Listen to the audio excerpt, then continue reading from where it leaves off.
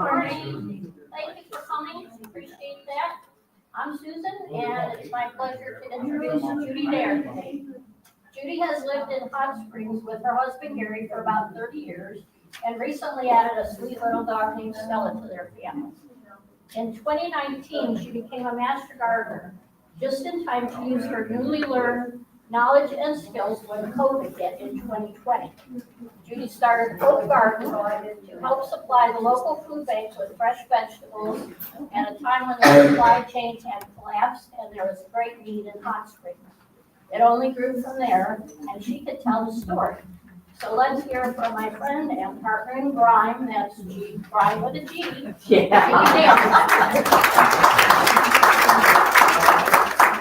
And sweat, and grimy and sweaty.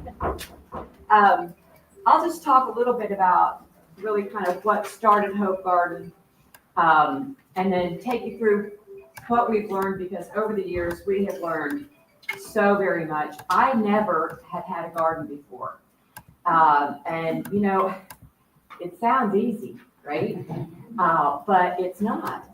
And it's also dedication. So we've learned dedication, we've learned hard work, we've learned what to grow, what not to grow. You know, part of what we learned was, like if someone wanted to grow some cucumber that was kind of an oddity. You know, there's Japanese cucumbers that look all twisty.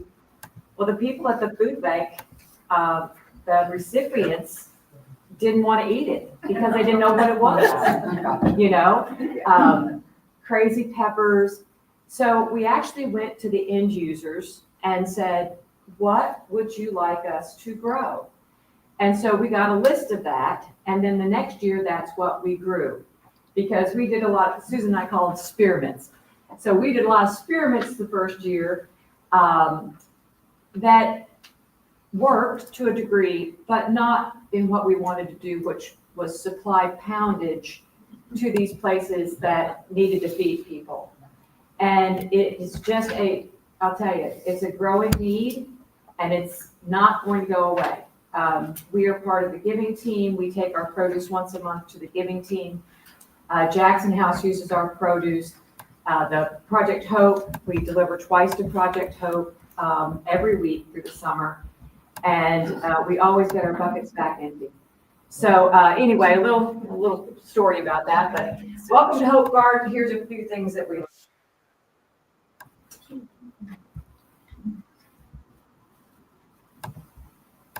This still hits me. We hoped it would grow. We hoped people would want the vegetables, and we hoped it would be a success, but we didn't know. So here we are. That sign's long gone. And look at how happy we look. Right? Yeah, this is before we really learned what work was. Yeah, we were like, hey, look at us, our new Master Gardener shirts. Yay, we don't wear those anymore. They're so dirty. But this is what we inherited.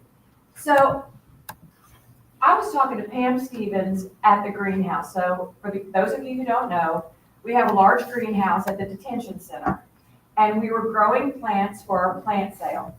And that was when word went throughout the country that COVID was a pandemic. Every plant sale for Master Gardeners were canceled. And that year we had made a specific effort to grow vegetable plants. And I'm like, what are we going to do with all these? And she goes, I don't know. And so I said, well, I wonder if anyone has any land that we can use. And I was talking to Marty Lynch, who is also one of our Master Gardeners, and she said, I think they've got a teaching garden kind of trying to go over there, that they were doing a volunteer program for the detainees. And what the hope was, is once again, that word hope, is to train these inmates basically how to grow food and take that back to their communities and help their families. So, yep, they had started it. Two of the beds, my point, I wonder. Yeah, this is what two of the beds look like, a weed or two. And then we had, let's see, 10 more beds that had nothing in them. So I went and talked to Captain Cosgrove and at the prison, she's wonderful, Belinda Cosgrove, and she said, have at it, have at it.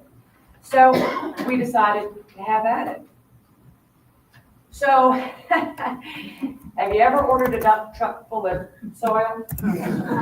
It is massive. And when it came up the street, I remember just jumping up and down, yay, it's here. And then we started wheelbarrowing it. Thank goodness we had a friend with a tractor, and she was very good, so she helped us fill the beds. This was in 2020, April the 16th. So a bunch of friends got together and we started, and we kept starting and kept going. And by the end of the day, we actually had the garden planted. Okay. So these are the lessons learned. Buy good soil. So you can get garden soil and it may pack down to concrete. Oops, jumping ahead. It may pack down to concrete. We got ours from Park Avenue. I'm not giving them a plug, but they had what we wanted in it. And part of that was rice hulls, because you have to have something in that soil to keep it aerated. So that soil has been good for 6 years now. We have put a compost topping on it at the 3rd year. And we decided to get, and once again, this is preferences, we decided to get certified compost. It does not have human waste elements in it. I know that basically human waste, sludge, any kind of bacteria will burn out in that. I do get that. This is not research-based. Do not call the extension agent on this. But I feel that we all take medication. We take supplements. We take all kinds of things. And I don't know how much pharmaceuticals burn out of compost. So we chose to buy certified compost, and we put it in 3 years, and we've kept it going, and very, very happy with the product. Dump truck soil is a massive amount. Always have a friend with a tractor who's willing to help you get out there. And I think we had probably 10 people out there, 2 wheelbarrows, I don't know how many shovels, and it was just all day long going back and forth. We did not test our soil. A nice thing to do if you have the time is in the fall or in this early spring before you plant, use your extension service and take a box of soil down and get it tested. No charge. They can tell you what it's missing or what it has too much of. You know, it could phosphorus. You could be out over the moon with phosphorus. You might need to add something to neutralize some of the acid in the soil.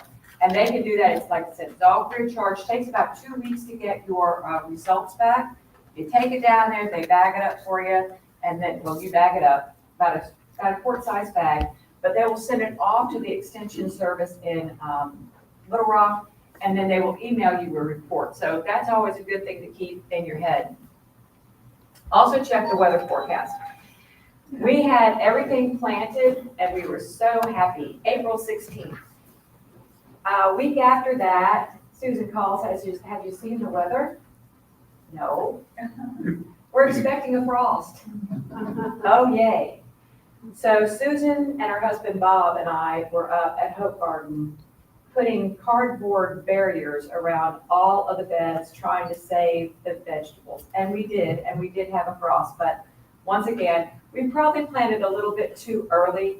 What we've always done at Hope Garden with our beans is plant on Good Friday. That, you know, Pam Stevens comes out, usually plants the beans, and that has always worked for us. But they're a bean. They're in the soil. So they'll wait until it's time, wait until there's enough rain, wait until there's enough heat before the beans come up. Another little thing about beans, lesson learned. We grow bush beans, and the bush beans that we grow are contenders. Now, one year Pam says, we're going to grow Blue Lakes and see if they're better than contenders. Bring it on. So we grew Blue Lake and we grew contenders, and the contender beans put on more fruit, lasted longer, and were more tender and tasty than the Blue Lake. I thought I'd do something in my home garden this year, and I grew pole beans. And they were so tough and bitter, and I was so bummed out, but so I just drug the whole thing down and said, forget it, we're not gonna worry about beans. So anyway, this is another lesson learned. All of your ideas are not gonna be popular. So I said, everything was going really good. You can see we've got our onions growing, we've got tomatoes, we have our okra field over here. Okay. Well, we planted nasturtiums and, all the things you're supposed to do. So I said, let's have an art day. Grown everywhere. I mean, it was like I was forcing them to do something horrible. But at the end of the day, everybody was so happy with their sign, they took it home. And so anyway, just never think that all your ideas are going to be popular. All right, squash. Wow, oh wow. The first year we had massive, these leaves were this big around, no kidding. We had 2 beds, the beds that we had to drag all the weeds out of, the older beds. And this was the first box we took down to Project Hope. That was 40 pounds in one picking. Okay, wow, did we know how to grow squash? Lesson learned. Squash bugs. Oh, we hate them. We hate them. We hate them. Now, this is the adults. This is the nymph. And these are what you will find on the underside of your leaf. So we just want to make sure I'm not jumping ahead or whatever. The squash bugs didn't show up the first year, but they showed up in force the next year. And so we tried everything. I mean, we tried spraying them. We tried picking all the eggs off. We cut out little portions of the leaves and then soak them in soapy water so it would kill the eggs, blah, blah, blah. We'd squash them. They're terrible. Yeah. And so then we're listening to a extension lesson about squash. And someone said, what about squash bugs? And they said, well, this is the greatest thing you can do for squash bugs. You can lay out some cardboard. And then in the morning, you go out and stomp them. Well, this is how the poor garden started. We're so proud of putting cardboard between every bed. So what we had was a squash bug nursery. So we got smart and put landscape fabric between the beds, which was good. So that was an oops. This was a really good thing to do. And of course, it also looked a lot nicer. But we tried everything. We put the squash in the field one year. That was a terrible failure. We moved it back to the bed. The squash bugs took over again. Susan and I had a day where we thought we're just going to go kill squash bugs. So we don't use any kind of herbicide in the garden besides insecticidal soap. But we went out and bought the big guns, sprayed them. They're still running. They're loving it. No problem. We pulled it up. We put it in the field. We're going to burn them, right? So yeah, we were crazy. Well, vines won't light. We were always thinking about having a bonfire and dancing around it because we were so sick of squash bugs. But what happened was we finally just drowned them with pesticide and went on with it. We have learned a few things from there, but another thing we learned is that there is another pest that wants your squash too, and that is the squash vine borer. And this little thing, doesn't it look pretty? That is the vine borer moth. And they will sneak into your garden and they will lay an egg at the very base of your plant. And then when that egg hatches, it becomes a vine borer and it actually bores into your plant. And you can tell it because it looks very nasty, as you can see here. I hope you can see this this right here. That's how you could do it. You never see the borer. He's never out there. He's already in the plant. But that right there is where it goes in. Now, you can do a couple things for that.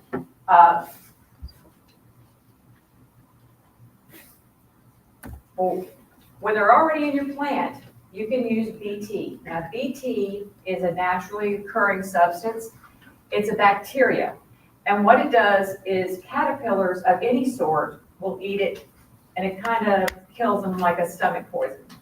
And I hate to say it, but go BT.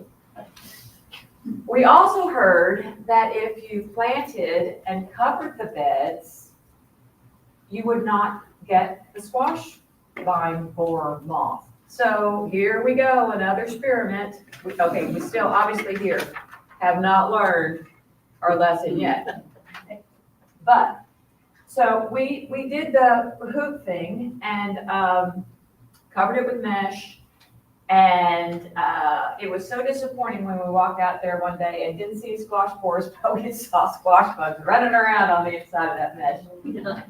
So, you know, it's just one of those things. They want to be there, and they love your plants. We still have them. This year, you know, the extension agents will tell you, plant your squash later in the year. Well, a lot of things happened this year that caused us to plant later, a lot of personal things. And we did not, and I'll show you something else that we did a little bit later on. I don't want to go too fast. But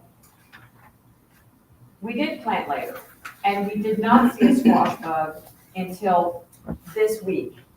So when they say that mating season for a squash bug is over in June or July, I don't think, ask the squash bug.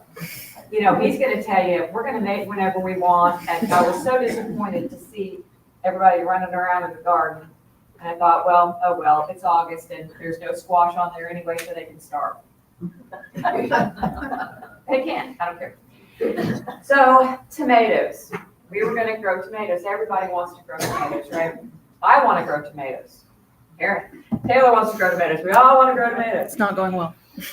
So, we put them in the beds the first year, and there's all of our tomatoes. This was a beautiful heirloom tomato. I'd never seen a bloom that was that full. And this is when we started figuring out we had a problem. But we weren't smart enough. Once again, we did not use our extension office to learn a lesson. But so our tomatoes, this was like the crop. Very disappointing.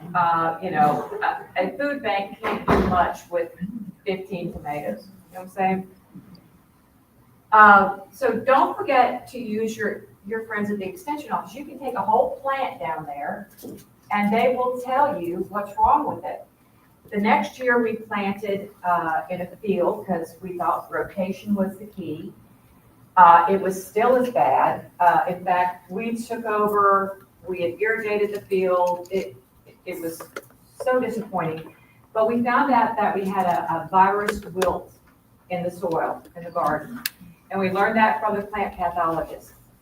And her suggestion was, do not plant tomatoes in this soil for 5 years. And it was like, okay, no tomatoes. That's just the way it is. There's all kinds of wilt. So you can have a bacterial wilt, you can have the virus type of wilt. Sometimes a wilt will even, like, I had a home garden, the tomatoes weren't doing well. There's a wilt that actually eats the inside of your tomato stalk, and when you break it open, it looks like a straw. It has no meat. So, you know, if you get a garden to grow, and if you get tomatoes, and if you get squash, hey, pat yourself on the back because you are a winner. I mean, that's all there is to it. So, if you do learn what's in your soil, you know, we could have kept trying to plant tomatoes and we would have got the same outcome. So, it'll save you a lot of heartache if you just kind of find out what's going on with your stuff. All right, where we go? Oh, yeah, more lessons. Too much of good thing is still too much. we said, wow, we could grow potatoes. Okay. So Susan and I learned how to grow sweet potatoes. And you don't grow sweet potatoes from an eye, you grow them from a slip.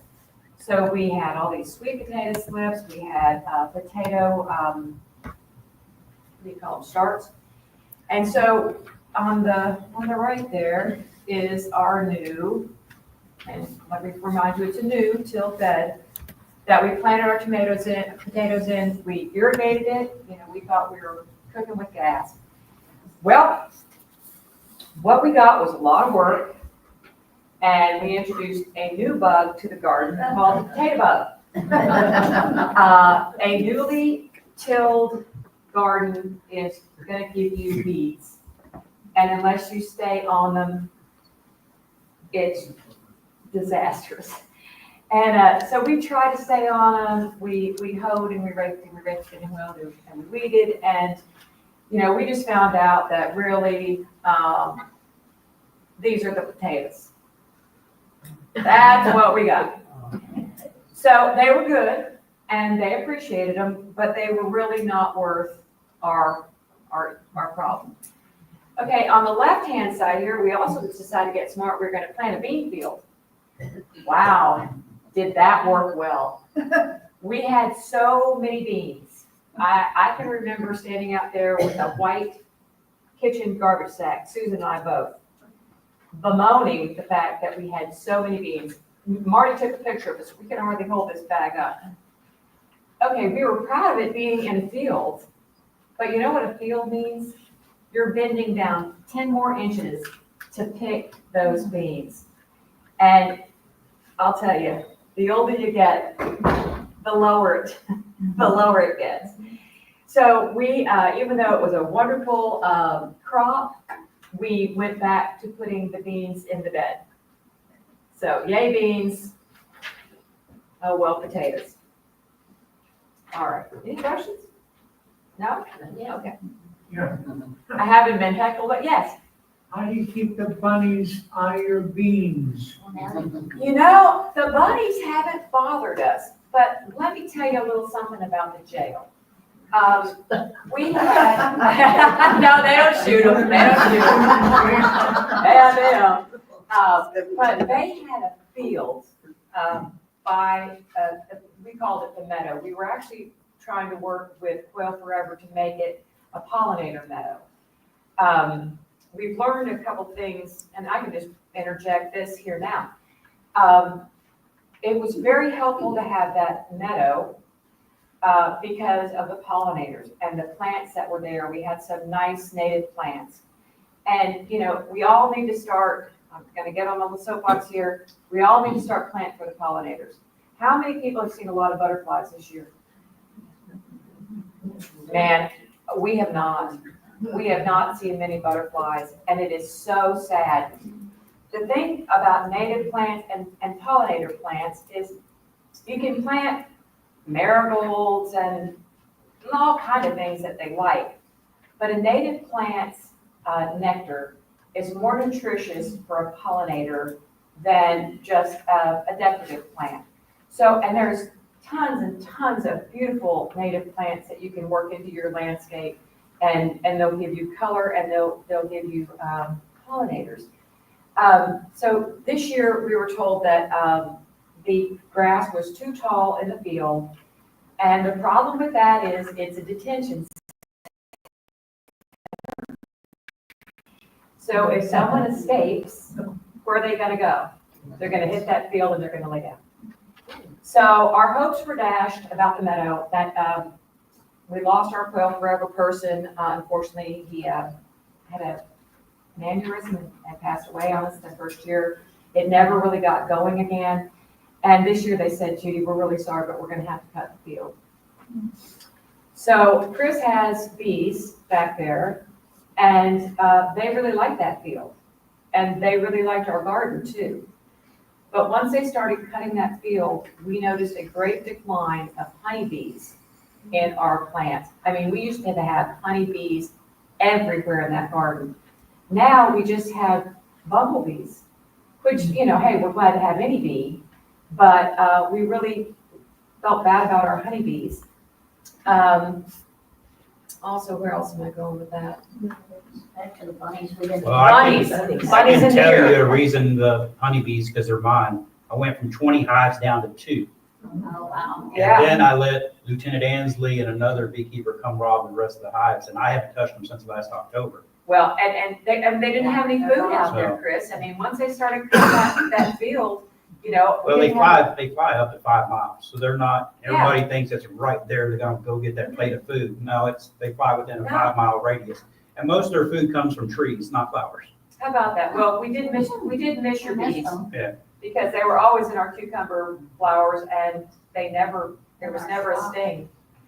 But because it is such a bare territory, we don't have bunnies, we don't have snakes, thankfully, and we don't have deer. But one day, we walked out there and there were horse footprints in the garden. And we're like, now why would anyone ride a horse through a garden? You know, I mean, you know, and I'm like, maybe it's deer. And they're like, oh, that's not deer, it's horse hooves. So, and then our okra was eaten all the way to the very top. All it was little okras at the very, very top. So got there early one morning, one of the maintenance guys was walking there and I said, WC, can you solve a mystery for me? And he goes, I'll try. And I said, have you ever seen horses in the garden? I said, would anyone ride a horse in the garden? He goes, no, but I can solve that mystery for you. He said, I got to work the other morning and there were 6 horses in your garden. And there's a man at the top of the hill shaking a bucket of grain, calling his horses back. So obviously his horses had gotten out twice and eaten our okra. So we don't have problems with bunnies, but we had a problem with the horses. So anyway, he got them back and that was kind of interesting. It was a mystery. Another experiment we tried that was very successful in one way was edamame. So soybeans. So we grew them and man, they grew. I mean, they were just hanging like off the plant. Okay, we were excited. We were picking edamame like crazy. And then how do we shell the edamame? Because the Jackson House does not have time to do any shelling. You know, they're feeding 200 people a day. So we borrowed Marty and Wayne's pea sheller. Well, that pea sheller will shell a cow pea, it'll shell a purple hull pea, but edamame, So it took about 10 hours to shell 10 pounds of edamame. Wow. So we decided edamame was off the list. However, the person who runs the kitchen at Jackson House is Ecuadorian, and she can cook anything. And she was so excited to see those soybeans, which was great, but then we had to say, kind of the last time, because too hard on us to shell. Some lessons are just super, super fun though, and this is Susan. She said, I want to grow onions. I'm like, cool, how are we gonna do it? She goes, I've been reading up on it. I found an onion plant I want to buy out of Texas, is it? And it's a special way to grow them. Okay, March. Look at the cold. We are cold. But this was Susan's method. And just very briefly, what you do is you dig rows, like 3 rows in a 5-foot bed, and you put time-release fertilizer in it. Then you cover it with Visqueen. Mark where your rows of fertilizer are, and then you take a dibbler, which if you don't know is a big long stick with a point on it, and you stick it down through the plastic, and then you put your little onion plant there and pat it in, and still the head sticks out of the Visqueen, and then you just leave it alone. Well, the first year that was our harvest, we had probably 45 pounds of onions, and they were beautiful and they were sweet, delicious. The thing about, and they're, yeah, huge. They were huge. Always feel free to interject, because she's been there the whole time. But you have to dry them a little bit. So what I did this year, because this year we did even more plants per bed, and we grew 87 pounds of onions. And we let it go for a long time. And what was so cool is when we took the visqueen off, we just kind of, well, if you're going to do this method, take your head shears and cut all the tops of the onions off first, because otherwise it's very hard to get that visqueen off. And then you just peel it back, and all the onions were kind of hanging on the visqueen. And we took them off, and then we put them on under a fan for a few days. So don't do it in your house. Gnats love onions, love them. So put your fan on high and let it blow. And then, like I said, 87 pounds. And we always weigh all of our produce. So it's kind of like, let's do some poundage, you know? So we thought that about the potatoes, but the onions were better. So these are our harvests. The first year, we didn't know anything about what we were doing, 650 pounds. The next year we thought, we know what we're doing, 575. 22, we kind of knew what we were doing. And that year, we were so into it that we decided to plant fall crops. We'll talk about that a little bit later. That is just one picking, and we do that 3 times a week. In 2023, we had 1,400. Last year, not really sure what happened. It was super hot, as you know. 940 pounds, still nothing to sneeze at. And this year we're up to 1,200 pounds and still producing. So we really think that we have taken a little bit of bite out of the food insecurity that we've got going on in Hot Springs. And they all say, we have a big following for your produce. So if we take, like this year, cucumbers. So last year we found a really great variety from Burpee called Summer Dance. And you can only buy the seeds from Burpee.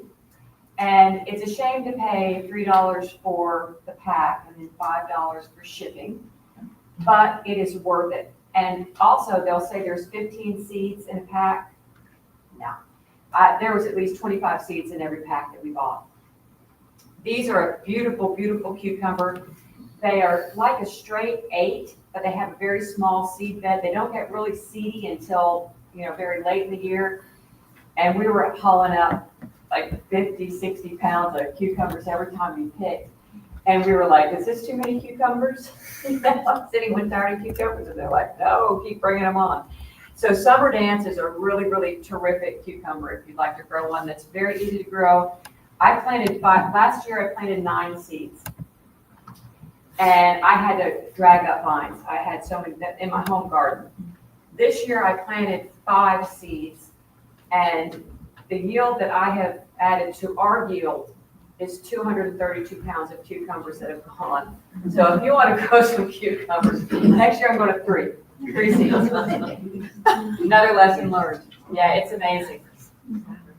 So if you're lucky, you'll keep on learning. And we did some serious learning this year. So every year we would show up, weeds, we've got to clean out the beds before we can plant. Oh, geez. And, one year we decided we were going to do a cover crop. Kodiak mustard. Wow, let's put Kodiak mustard seeds in there. You cannot pull up Kodiak mustard. You cannot cut Kodiak mustard. You can't plow it. We had tillers in those gardens just trying to chomp up that mustard. Maybe it's a great field cover crop, but don't put it in your raised beds. Oh, we never thought we'd get rid of it. So last year we decided, wow, why don't we cover the beds? So in the fall we covered the beds. And when we unfurled them this year, no weeds. It was a miracle. And I don't know why we were so dumb for so long. Oh, well. No squash bugs either. No, and really, no squash bugs. I think we solarized a lot of the bugs out of the soil because of that. Then we decided, wouldn't it be nice not to weed through the summer? So another experiment, we put landscape fabric down on all the beds and we planted through the fabric. And you cannot believe how well that worked. Our contender beans, bush beans have a tendency to kind of lay down and the beans get in the mud. And so we landscape fabric them and the beans are clean when we pick them. The cucumbers came straight up through, these are the cucumber beds right here. We just planted a row and then we put our little cage over there. It's just a piece of cattle fence that we zip tied together. And that has worked really well. It's kept the bugs down, it's kept the weeds down, and we really think that it's kept the squash bugs down. And there has been very little weeding going on. Our weed problem is around the beds, because it's weeds are going to come. That's another fact of life. You can't do anything about it. So anyway, we're really proud of what that is, and we are now when we're pulling things up, because I don't know about you, but our stuff is just dried up. You can't water enough to make it want to live. So we're now pulling things up and we'll cover it up and it'll solarize the rest of this year, because I'm just going to tell you a simple fact. We do not fall garden anymore. I can tell you about our experiences with fall garden, but Susan and I at the end of the summer are done. That year that we planted all these lovely vegetables. This is our fall crop. We still had some peppers coming on. Our kale was beautiful. We grew cabbage. We tried to grow Brussels sprouts. That was a failed mission. Collards were great. The collards were great. Our cabbage in the beds worked out pretty good. Cabbage in the field, not so much. We learned that, there is a bug that really likes cabbage. And we grew cauliflower. That was a stunning disappointment. But we grew broccoli, and that was great. And what was also great about that is we would cut the heads, and then it would kind of bolt, how it gets those little yellow flowers, and all the pollinators loved it. So that was kind of an extra benefit of growing broccoli at the end of the year. So we did grow, and but we learned, there's no proverb that says, there's a time for everything. And it was a time for us to rest. But we really did have some extra good luck with purple hull peas and cowpeas. And we grow in succession planting. Whenever we take one of the beds up, we will plant it with peas. Peas are really good to fix the soil. It fixes the nitrogen in the soil. And Susan has been kind enough to make everybody some cowpea packets. Cowpeas are really interesting. Purple hull peas are great. I love them. You can dry them. You can eat them, shell them, eat them fresh, freeze them. Cowpeas are interesting in the fact that they're a smaller pea. They're round, not kind of elongated like a purple hull. And you can eat them when they're just green in the pod. You can eat them fresh like a purple hull, but you can let them dry on the vine and then just shell your dry peas.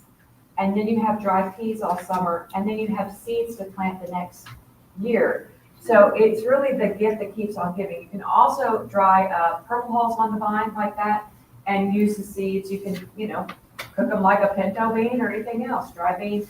But you cannot eat purple hull. Well, I have not been able to eat a purple hull, get it at the right size to even want to attempt to eat a purple hull. One of the things that we found is that we really are having a huge weather changing pattern here. So, fall is hot. I planted my cabbage last year, and I planted nice sized plants, and he took them out before they even had a chance to get going. Then when I get them going, what comes in? Super frost. Super frost, gonna have a super frost. So I did save them, but one thing you have to remember about covering your plants, if you're going to cover them with visqueen, do not let that visqueen hit the plant, because the frost will frost burn through the visqueen. So keep them off the plant. I'm thinking of all new ways to how to cover my cabbage this year, because cabbage is really a wonderful plant. You can harvest it all, you can leave it there. One year we had snow on it. It was beautiful, and it lasted through the snow, but the snow is a great insulator, okay? But if you get a hard frost on cabbage, it's gonna burn your cabbage, and you're gonna keep taking heads off until it's about that big. But cabbage will last in your refrigerator months and months and months and months. So I grow about 6 heads and keep it all, most of the winter. Let's see, what else about fall gardening? Oh, what we wanted to talk about too, is you don't have to have a big space to grow a garden. Susan doesn't have a big space. I put in too big a space and had to shrink my garden down this year. But you can grow in containers, you can grow in paddle tubs, I have a raised bed that I grow lettuce in every year, and I just have a little visqueen cover over it. I'll plant it in the fall. It'll last almost all the way through winter. I mean, if I'm diligent enough to make sure that I cover it down when we're gonna have a windstorm or even snow, that lettuce lasts. I grow romaine. This year, funniest thing happened. I can't grow a tomato to save my life, not if I plant it, right? I just don't have the touch. I used to have a honey sauce company, and so all I want to do is make salsa, but I have to buy my tomatoes. But the birds did me a solid this year. So in that little raised bed, I took the cover off and I cleaned out all of the lettuce. And I looked in there, and there were tomatoes growing. I did not plant them. I don't know where they came from. I know the birds planted them. That was so full of 2 kinds of tomatoes. I had cherry tomatoes that I would go out and pick 50 or 60 cherry tomatoes at a time. And then also they brought me a big tomato. So I'm just gonna let the birds plant my tomatoes for next year, because they did a better job than I did, and all I had to do was water them. So that's the end of my presentation. Does anyone have any questions? Yes, ma'am. Okay, you keep talking about, I'm gonna label it for you, visqueen, Biscuit, and just a thick plastic, clear, thick plastic. and where you get it, and then you put up some kind of hoops, I guess? Yes. to make it? Yeah, my husband just built kind of a, not so attractive, but very workable frame that goes over my lettuce bed. Okay. You can also get, right, what is it that the greenhouse is built out of? I can't remember. It's a polycarb. Yeah, and it's insulated. It's got air holes in it. And so I'm going to try to build a little cover out of that. But you get it Lowe's, Sutherland's, anything you get online. The plants that you were talking about buying plants, where did you buy your plants? Atwoods.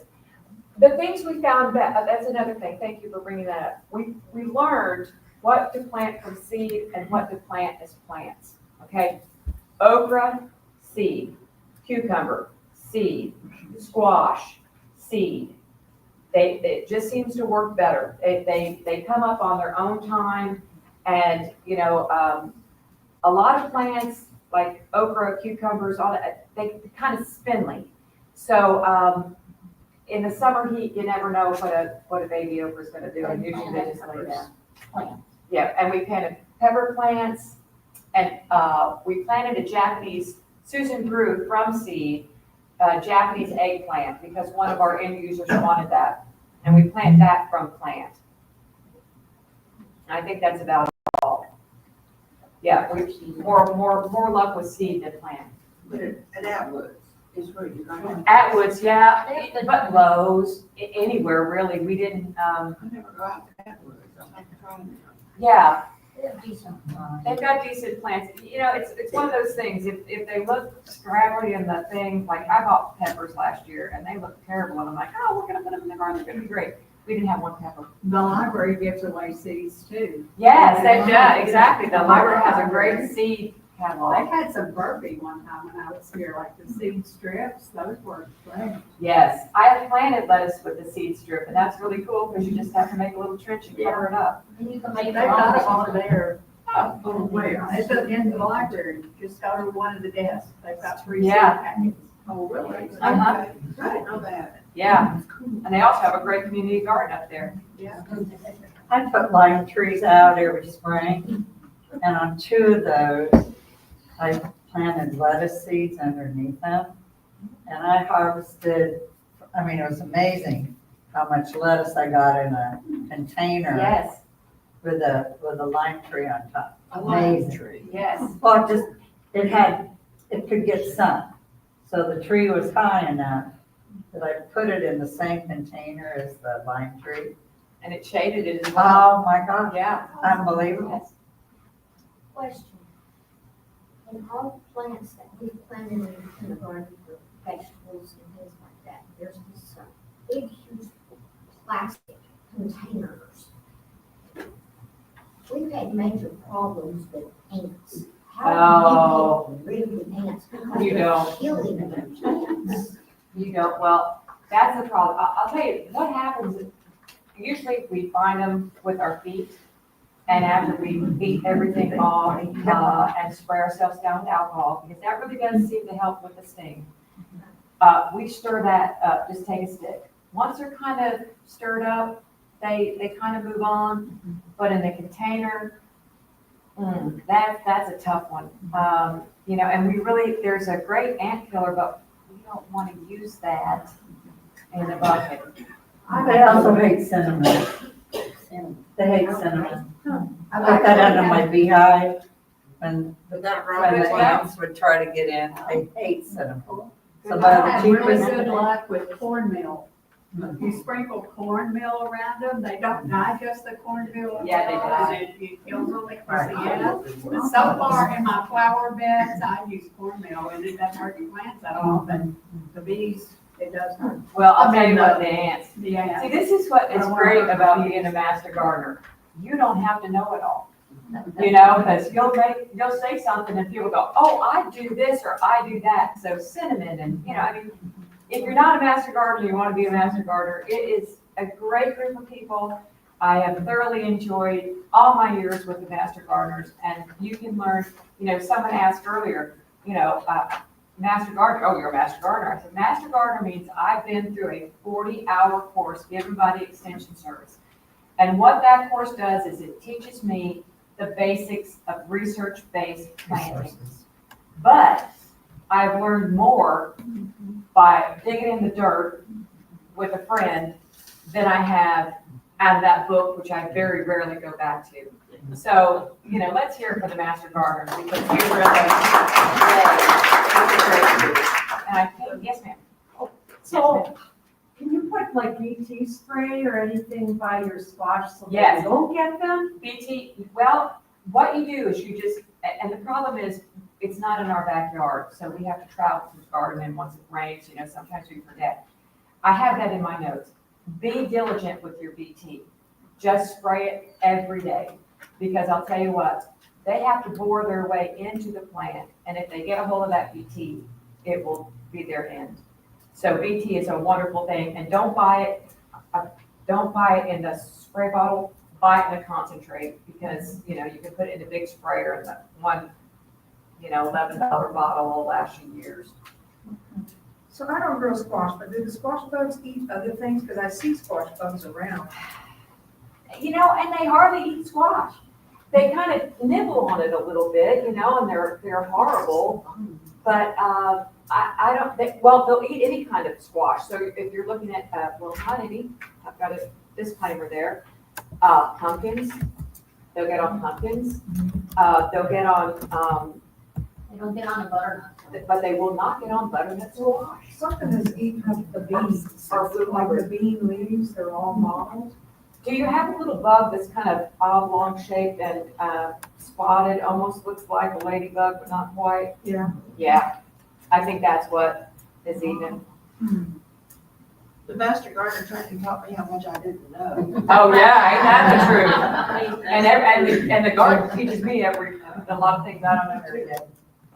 That's the nice thing about your term spearmint. Yeah. Yeah. Process of elimination. Yeah, Try this, if it doesn't work, then try something else. yeah, and every year's not gonna be the same. It's just not. Mother Nature, bugs, life gets in the way. Every year's just not gonna be the same.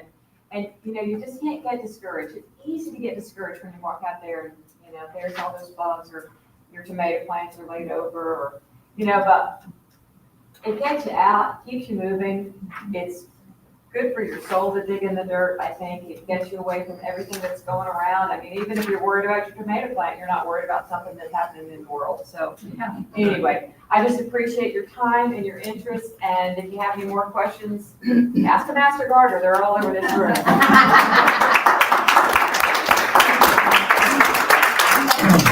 That was wonderful. Stick around, don't get up, we're gonna do a drawing, we got some prizes to give away.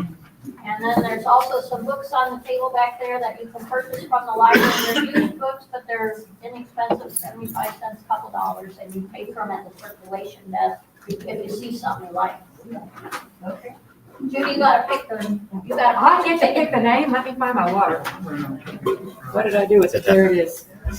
I won't be able to say the name. I'm so dry. We have some fabulous, fabulous. Really, really good stuff. This week. All right. Or Another thing I've learned. All right, I'm just gonna read the last four, is that correct? Yep. 7688. All right. Thank you. Wow. So dig them around, I'll dig them around. I'll wind up with these pockets full of tickets in the wash. Drum roll, please. 7678. Yay! There's stuff inside. Oh, and these are really cool toolkits. cool kits, there's gloves inside, there's a planting mat and really nice tools. Okay. And last winner is 7668. Oh, great, one on both sides and in the back.